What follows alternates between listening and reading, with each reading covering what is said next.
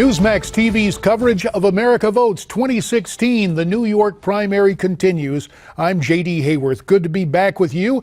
And while New Yorkers have gone out to vote, let's check the tabulations, the numbers that we have, and you see a decisive victory for Donald Trump tonight in the Republican primary, with 66% of the precincts reporting the Donald at 60%. Recall, for the winner-take-all to be in effect, two things need to happen: 50% plus one vote statewide and in the breakdown of all the congressional districts. John Kasich, the Ohio governor, finishes second tonight, 25% right now. And Texas Senator Ted Cruz, maligned because of his observation about New York values much earlier in this campaign.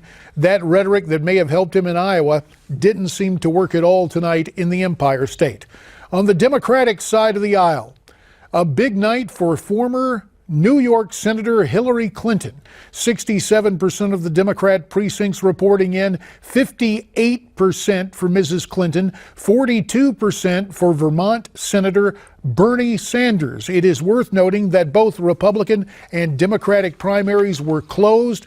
Any number of Bernie Sanders supporters were independents rather than registered Democrats. Heck, even though Bernie was born in Brooklyn and moved to Vermont, had he tried to vote as a Democratic Socialist instead of as a Democrat, he couldn't vote today.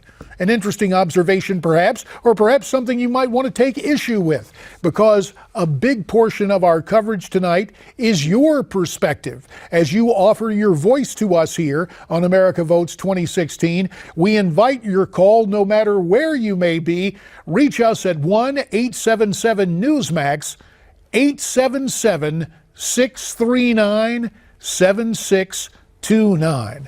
So, we look forward to getting your comments and questions as we continue on tonight. And right now we turn to our first panel. Let us welcome in from Newsmax Washington, syndicated columnist and an economist at the University of Maryland, Peter Morici. And also with us tonight, we have likewise from Newsmax Washington, my old colleague on Capitol Hill, former chairman of the House Intelligence Committee, Pete Hoekstra of Michigan, currently a Shillman Senior Fellow at the Investigative Project on Terrorism. And from our Newsmax newsroom, our good friend Ed Berliner, who has been taking note of what has transpired tonight. Pete Hoekstra, first to you. A big night for Donald Trump, but we note for the record that you are backing John Kasich. What does this mean to Trump's momentum? And considering the primary schedule with John Kasich's birth state of Pennsylvania in the offing, do you have any type of silver cloud scenario for John Kasich tonight, Pete? Well, I think there's a couple of things that I walk away from taking a look at the results tonight, JD. Number one, it was a good night for Donald Trump. He's recovered from, a very bad couple of weeks. He's recovered from what happened in Wisconsin. The silver lining here is clearly John Kasich is the candidate that does well in the Northeast, versus Ted Cruz. But John's going to have to up his game as we move forward into Pennsylvania, as we move into Maryland, Connecticut, and some of these states. He's going to have to close that gap between him and Donald Trump if he expects this to go to a multi-ballot convention. So that's where we're going to be focused on the Kasich campaign, is closing that gap and running a stronger second and hopefully picking off one or two of these states.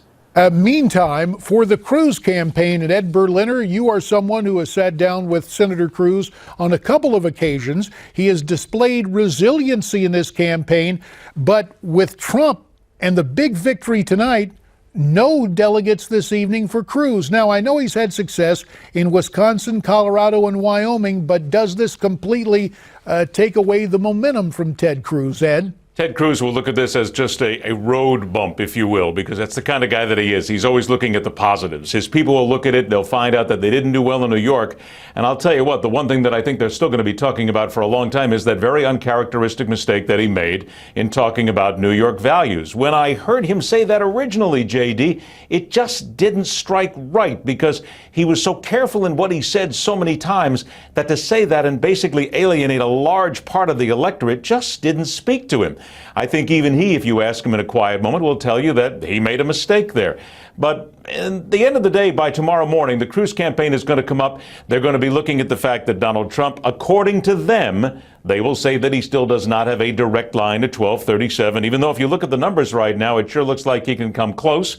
They'll still say that they have a chance. He will still tout the states that he can win, and he will still tout the fact that he believes he can come out very well in Pennsylvania. He's the ultimate optimist, JD, even though right now it looks very bad for this campaign as far as being able to make a dent in Donald Trump, who really came back big tonight. And Ed, to your note about the cautionary tale concerning New York values, it was said earlier tonight by our good friend John Gizzi, if he had just said New York Times values, it might have made all the difference in the world with his reception there in the Empire State. To Peter Morici, who keeps an eye on the economy as well as an eye on the election returns. Peter, we get news today that Intel is making a significant layoff in terms of jobs involving the computer industry. And of course, Donald Trump continues to make a point about foreign trade and jobs in the United States.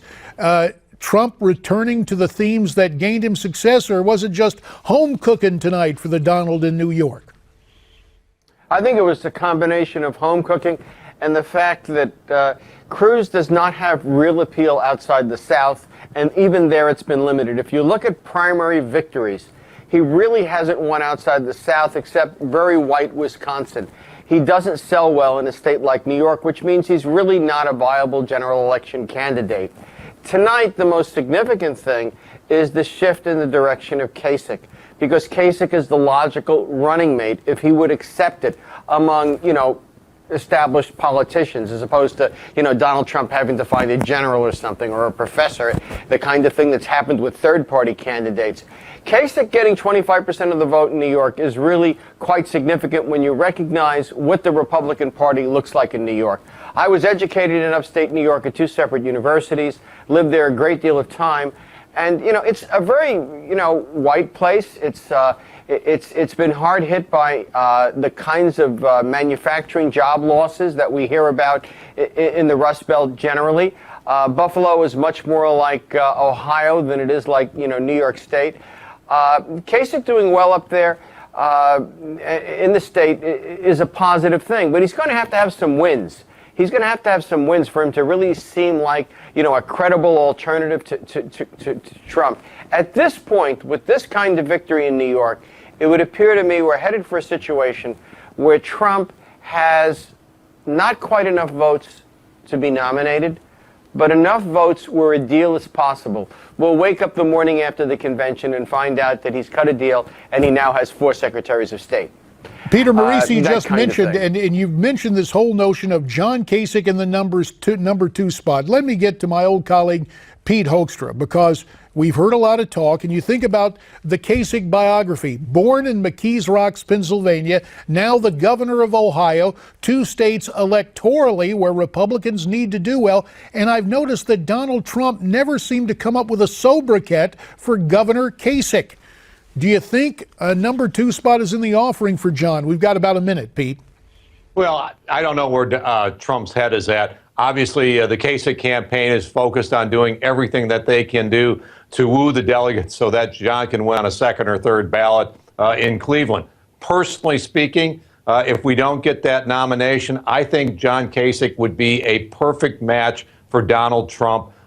John's got the experience and he's got the results at the federal level and the state level, and he's a perfect complement to Donald Trump. Whether he'd take it if offered, I don't know. All right, Pete. We've got Pete and Peter and Ed. And gentlemen, we will ask you all to stay put and come right back with us in a second. And wherever you may be watching, we want you to stay with us as well. One other instruction for you at home, we'd love to hear from you. If you have something you want to say during our coverage, give us a call at 1-877-Newsmax. That's 1-877-639-7629. We'll get your questions or your comments, and we'll have you live on the air as our coverage continues tonight here on Newsmax TV.